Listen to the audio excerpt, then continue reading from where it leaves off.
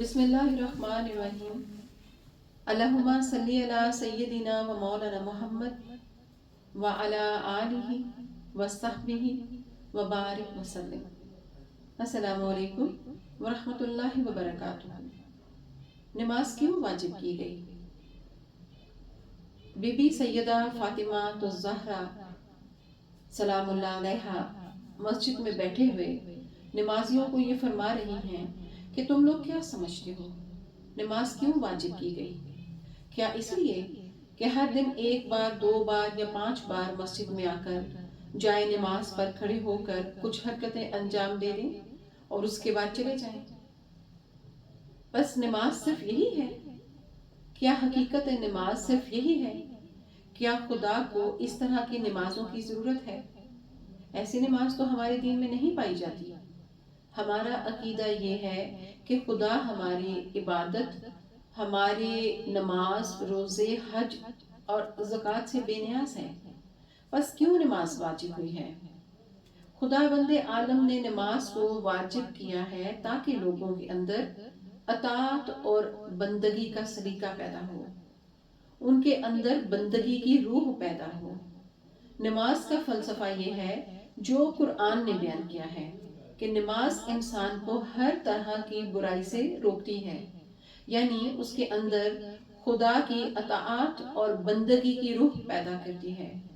یہ جو حدیث میں آیا ہے کہ نماز مومن کی معراج ہے اور خدا سے تقرب کا ذریعہ ہے، اس کی وجہ یہی ہے کہ اس سے انسان اللہ کا واقعی اور حقیقی بندہ بن جاتا ہے۔ اب ہمیں اپنے اندر جھانک کر دیکھنا چاہیے کہ کیا ہماری نمازیں ہمیں گناہوں سے روکتی ہیں؟ جب ہم نماز پڑھتے ہیں یا ادا کرتے ہیں تو ہمارے اندر گناہوں سے دور ہونے کا محرک پیدا ہوتا ہے؟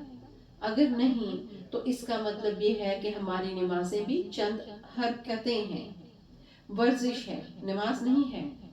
حضرت زہرا سلام اللہ علیہا اس امت کی طرف دیکھ رہی ہیں کہ یہ نمازیں پڑھ رہی ہے، لیکن کیا یہ پیغمبر اسلام صلی اللہ علیہ وآلہ وسلم کے دیگر فرامین مبارک پر بھی عمل پیرا ہو رہی ہے؟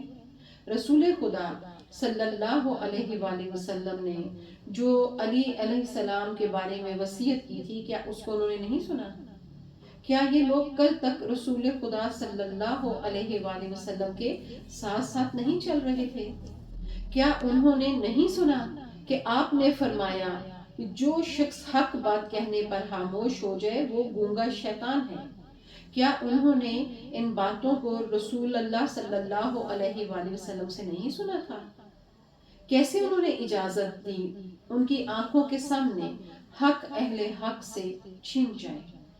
ابھی تو حجت الوداع اور اعلان ولایت امیر المومنین علیہ السلام کو 4 ہی مہینے گزرے تھے۔ کیا یہ لوگ بھول گئے یا خود کو فراموشی میں ڈال دیا ہے یا چپ سادھ لی ہے؟ مگر ایسا نہیں ہے، جو حق بات کہنے کی بجائے چپ سادھ لے وہ گونگا شیطان ہے۔ کیوں؟ ان کی نمازوں، عبادتوں، حج اور دیگر اعمال نے انہیں حق کی حمایت کرنے سے روک دیا، اس لیے کہ عبادت ان کے لیے عادت بن چکی تھی۔ ان کی عبادتیں اپنی اصلیت کو کھو چکی تھیں، وہ صرف نماز کی شکل میں حرکات انجام دے کر چلے جاتے تھے۔ اب ہم کو غور کرنے کی ضرورت ہے کہ کیا نماز اور دیگر عبادات ہماری عادت تو نہیں بن گئی ہیں کہ ہم ان کو محض ایک روٹین کی طرح انجام دے رہے ہیں اور اس کی روح کہیں گم ہو گئی ہے؟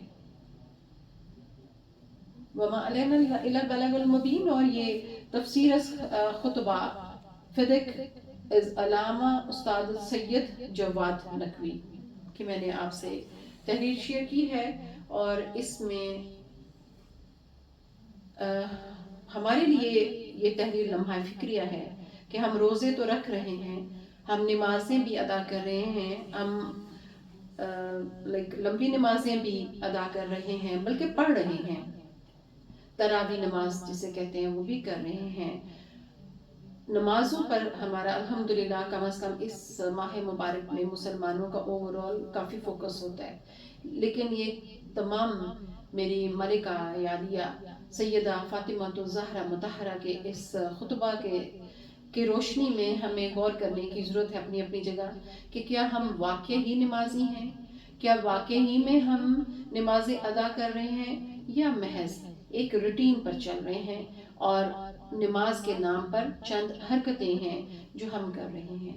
ये अल्लाह पाक हमें अपने दीन को ज़्यादा से ज़्यादा बेहतर तरीके से समझने और फिर इस पर अमल पैरा होने की तौफीक अता फरमाए।